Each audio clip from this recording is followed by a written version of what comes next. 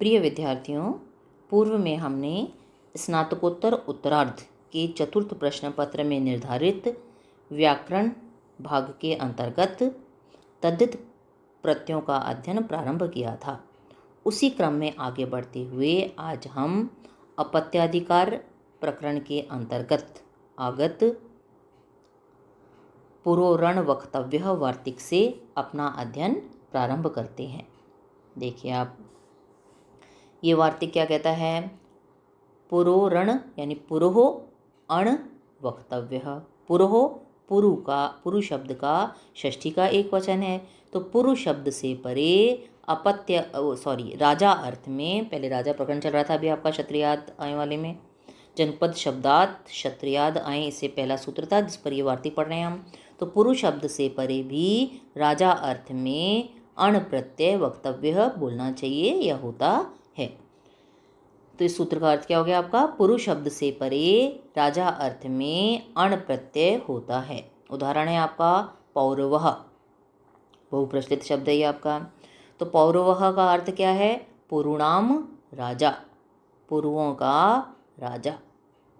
तो पुरु षष्ठी के बहुवचन में कौन सा प्रत्यय आएगा? णस ओस आम, तो आम प्रत्यय ले आए आप, प्लस राजा अर्थ में अण प्रत्यय आ गया। सामने सूत्र दिया हमने, वार्तिक दिया पुरोरण वक्तव्य, वार्तिक से राजा अर्थ में पुरु शब्द से परे अण प्रत्यय प्राप्त हुआ।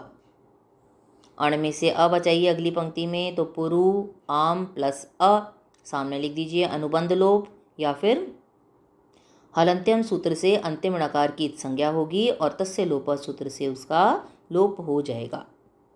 क्लियर है यहाँ तक? अब अगली पंक्ति में आम का भी लोप कर दीजिए। तो किससे क्या आपने हम करते आ रहे हैं, ये सारी प्रक्रिया हमारी बहुत लंबे समय से चल रही है, केवल पहला सूत्र बदलता है आपका, बाकी करीब करीब सब में समान चलते हैं।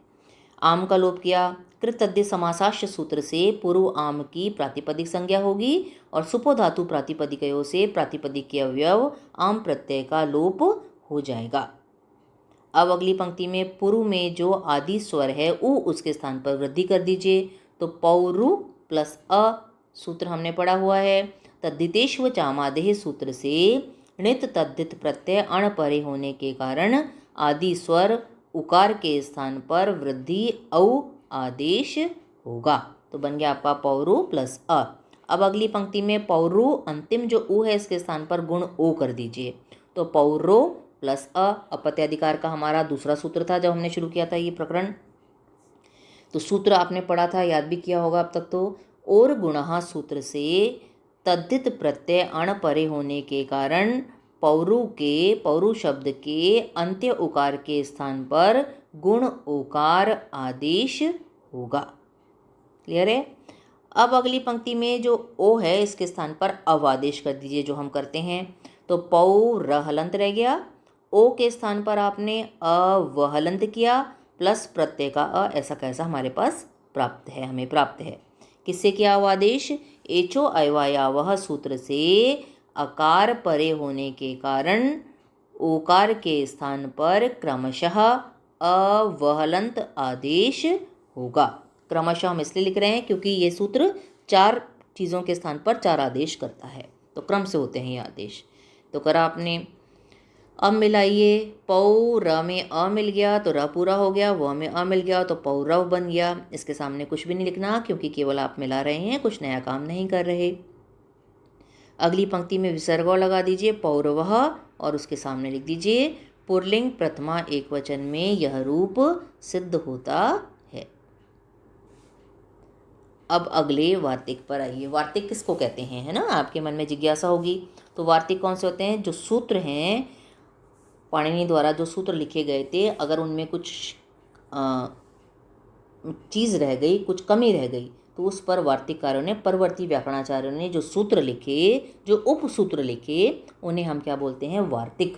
यानी सूत्र में यदि कुछ अर्थ छूट गया है या भाषा प्रवाह के चलते हुए कुछ चीज़ और आपको उसमें जोड़नी है, तो उसके लिए उपसूत्र लिखे गए परवर्ती व्याकरणाचार्यों द्वारा, और उन उपसूत्रों को हम क्या कहते हैं?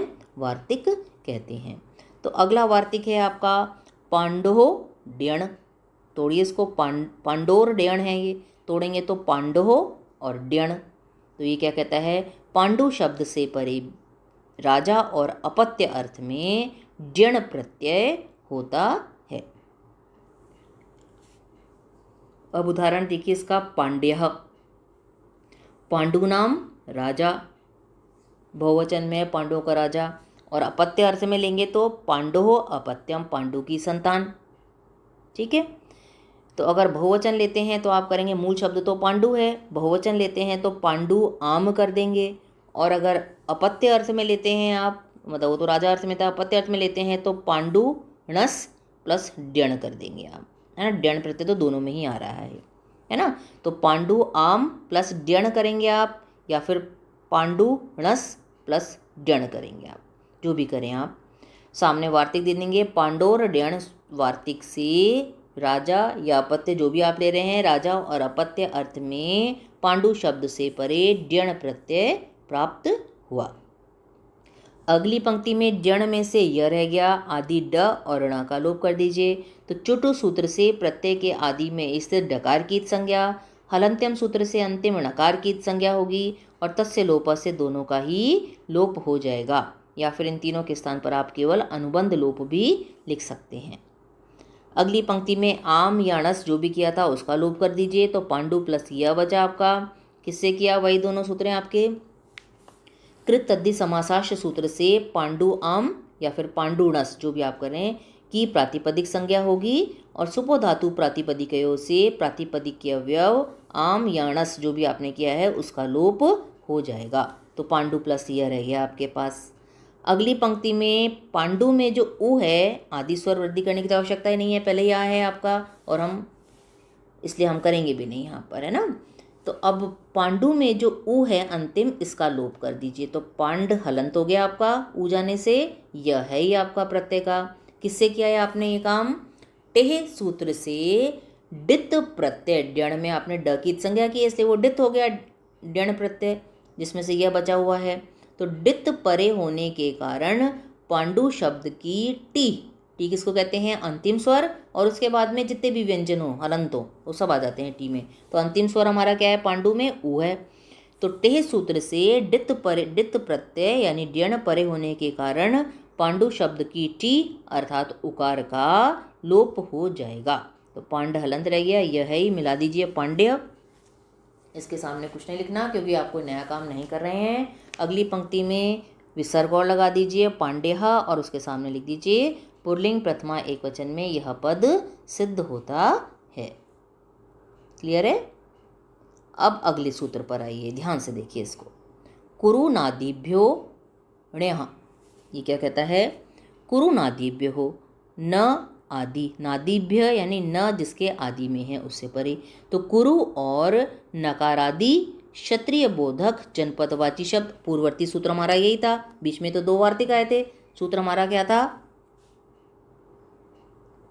आपने पढ़ा था ना, जनपद शब्दात क्षत्रियाद आए, तो वही चल रहा है जनपदवाची और क्षत्रियवाचक। तो कह रहे हैं कुरु और नकारादि क्षत्रिय बोधक जनपदवाची शब्दों से परे अपत्य और राजा अर्थ में ण्यः प्रत्यय होता है। कुरु और नकारादि क्षत्रिय बोधक जनपदवाची शब्दों से परे अपत्य और राजा अर्थ में ण्यः प्रत्यय होता है। उदाहरण बनाइए आप। कौरव्यः, तो कौरव्य का अर्थ क्या है, राजा और अपत्य दोनों लेना है। राजा अर्थ लेंगे तो बहुत सारों का राजा होगा, एक का तो नहीं, तो बहुवचन आएगा, और अपत्य लेंगे तो एक की ही संतान होगी, तो हम एक वचन लेंगे।